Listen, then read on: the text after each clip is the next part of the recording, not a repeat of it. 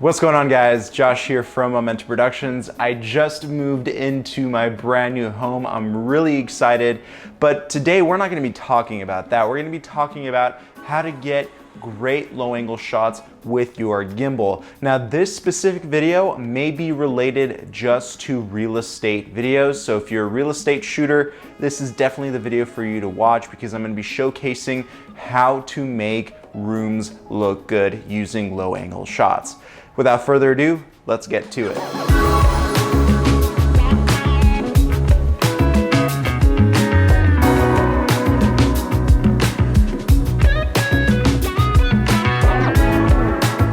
Now, one of the things that I wanted to showcase for this video is the floor. So if your house that you're filming has a nice floor, make sure you do a good job of showcasing it. And what better way to do that than with low angle shots. And with a gimbal, it's great to get those really clean sweeping shots. We're gonna get very low down to the ground, but there are some techniques with your arm that you should use with your gimbal to get the utmost smoothest shots. All right, let's have a look. Now you have to remember there are two really big things that people usually look for when they're buying a new house.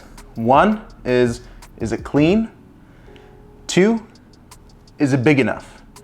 And because we have a white floor in this room, it's difficult to keep the floor clean. So before you start shooting, make sure you sweep this floor clean. Now, the lens in the gimbal is also very important. I'm using the Zeiss 16-35mm. It's a great lens because it's wide and it goes down to about mid-range, which is 35mm.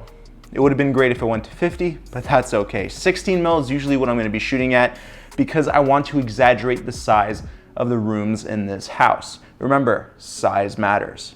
All right, so we're using the Zhiyun Crane 3 Lab here. This arm here is gonna allow me to get down to the ground as low as possible, and that's exactly what we want because we're gonna use the floor as a way to make the shot more dynamic. We want the floor to move, and it's gonna make the shot look so much better rather than just having it without the floor. Let me show you what I'm talking about. So with this first shot, we're actually gonna be showing off the living room, which is on the first floor. We're gonna do a basic sweep, and this is gonna involve a quarter turn on the corner of the room. That way we get the biggest form of the room possible, or the biggest view of the room possible. Now you wanna be back up against the wall as close as you can get because the more you can get of the living room in the shot, the bigger it's gonna seem. Now this is how I position the camera on my gimbal. I had it low down to the ground, nearly touching the ground, and I tilted up my camera to the point where I can see the ceiling and basically all of the room, all of the furniture, all of the light fixtures, everything, because we want it to seem as large as possible.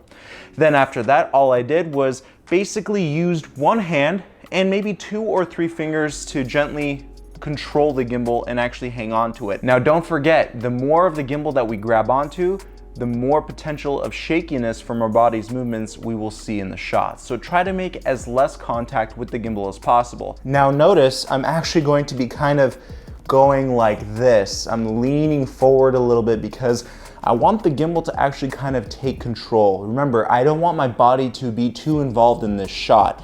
Basically, I'm mainly going to be controlling how I'm walking. The crisscross method, heel to toe or toe to heel, very, very important. Soft steps, that's key. We don't want to see any footsteps or vibrations in this shot. So I'm only using maybe 2 fingers to hold on to the gimbal, tilting my body all the way down, leaning forward, getting as low down to the ground as possible. Don't forget to tilt your camera up so we see the whole entire room, and just do a little sweep. And we are in pan follow mode for this shot, so pan is going to be tracking your movements. We want to add a small pan in this shot. That's also very key. That makes the shot so much more dynamic. All right, so for our next shot, we are going to be going into the second floor, which is the dining area / kitchen. And we're actually gonna take the viewer with us. And by that, I mean we're gonna go up the stairs, we're gonna film going up the stairs, because remember, we want to showcase the floor again.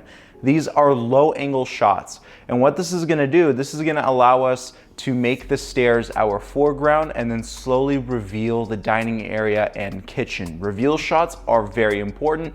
And yes, the floors, we want to focus on that too because people do love their floors.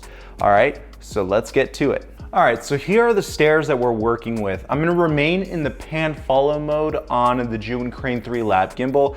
And again, this little handle here is gonna help me out quite a bit. I'm really heavily relying on this little handle here.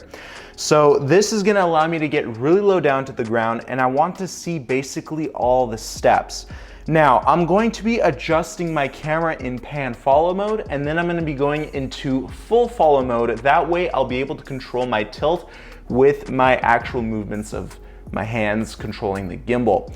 And this is gonna allow us to actually level out when we get onto the dining room floor. So here we go. Right now we're in pan follow mode. As you can see, I can manually adjust the tilt here as I showed you earlier. So I'm gonna adjust it to the point where I see the ceiling, and I want to get as wide as possible, so I'm going to be remaining at the 16mm focal length. Starting down here, remember 1 or 2 fingers on the handle, and then we're gonna start slowly climbing up the stairs. And don't forget, you can actually use the tripod on the back of the gimbal to help with your tilt. Now that we transition to the second floor showing the dining room and the kitchen, we actually want to get another angle of the dining room and kitchen because that's another huge part that people really want to focus on.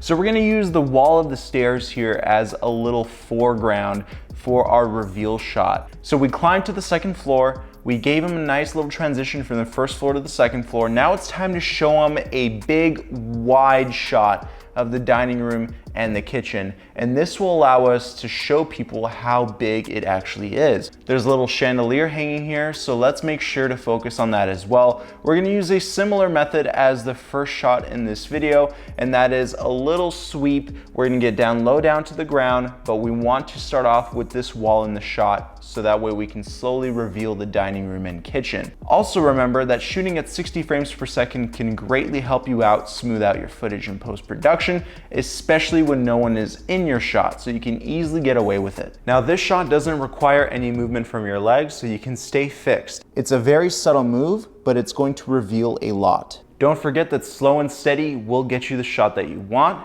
If you need to, hold your breath, and that will keep your body more solid.